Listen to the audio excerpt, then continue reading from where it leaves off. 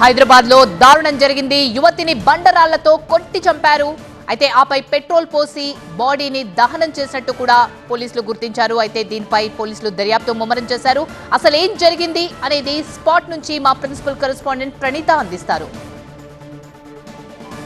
So present మేడ్చల్లో ఎక్కడైతే outer ring road bridge కింద ఘటన జరిగిందో ప్రెసెంట్ ఆ స్పాట్లో మనం ఉన్నాము. మనం చూసినటువంటి స్పాట్ అంతా కూడా చూడొచ్చు.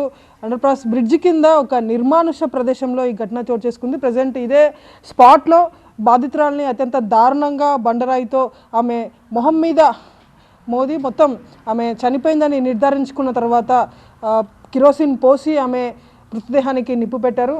సో ఈ ఎగ్జాక్ట్లీ ప్లేస్ మనం ఏదైతే చూస్తున్నామో ఇదే ప్లేస్లో ఘటన జరిగింది. కాసేపు క్రితమే పోలీసులు బాడీని పోస్ట్మార్టం నిమిత్తం హాస్పిటల్కి తరలించారు.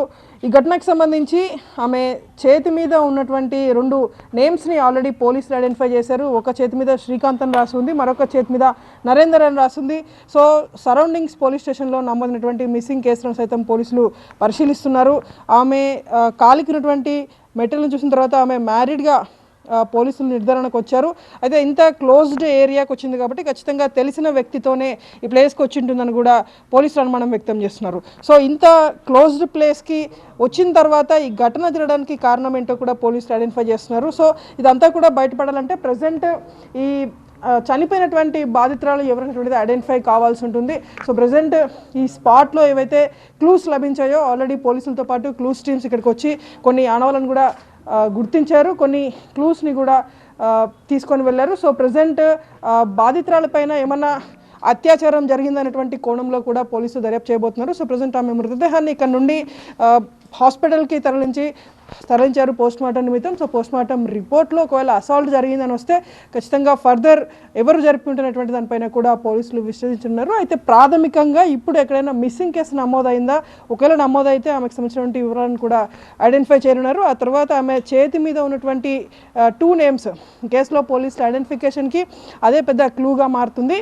సో ఫస్ట్ మిస్సింగ్ కేసెస్ని పరిశీలించిన తర్వాత ఆమెకు సంబంధించినటువంటి ఏజ్ 25 to 30 years వయసు మధ్యలో ఉంటుందంటూ కూడా పోలీసులు అనుమానం వ్యక్తం చేస్తున్నారు. కాబట్టి సో అలాంటి లేడీస్ ఎక్కడైనా మిస్ అయ్యారనేటువంటి దానిపైన కూడా పోలీసులు దర్యాప్తు చేస్తున్నారు. గతంలో మనం 2019లో ఏ రీతిలో అయితే దిశకు సంబంధించినటువంటి కేసు చూసామో అదే రీతిలో అండర్ పాస్ బ్రిడ్జ్ కింద అదే తరహాలో ఒక మహిళని పెట్రోల్ పోసి తగలబెట్టినటువంటి ఘటన మళ్ళీ హైదరాబాద్ నగర చివరిలో చోటు చేసుకుంది. సో మేడ్చల్ పిఎస్ పరిధిలో చోటు చేసినటువంటి కేసుకు సంబంధించి పోలీసులు అన్ని క్లూస్ని కూడా ఇప్పటికే సేకరించారు. ఆల్రెడీ ఆమెకు సంబంధించినటువంటి మిస్సింగ్ కేసెస్ని ఎక్కడైనా నమోదైందనేటువంటి దానిపైన కూడా ట్రేస్ చేస్తున్నారు.